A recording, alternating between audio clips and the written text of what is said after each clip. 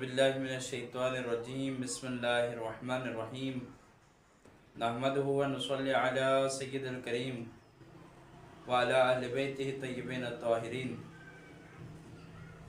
अम्मा बादु। रसूल खुदा सल्लल्लाहु अलैहि वसल्लम इरशाद फरमाते हैं माह रजब के रातों की फजीलत के बारे में।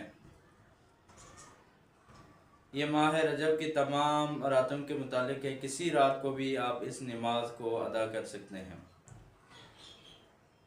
यानी इन रातों की फजीलत को पाने के लिए अगर कोई बंदा, कोई शख्स, रिवायत में है कोई शख्स अगर 2 रकात नमाज पढ़े तो नमाज का तरीका ये है, यानी फ़कत 2 रकात नमाज पढ़ेंगे। 2 रकात नमाज में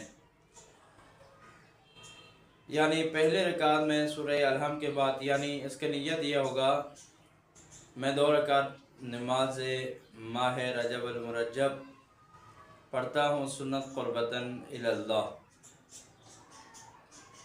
उसके बाद सूरह अलहम की तिलावत करें। सूरह हमद की तिलावत के बाद 3 मरतबा सूरह काफिरून की तिलावत करें और उसके बाद 1 मरतबा सूरह हमद पढ़ें, सूरह इखलास पढ़ें, यानी सूरह तौहीद की तिलावत करें।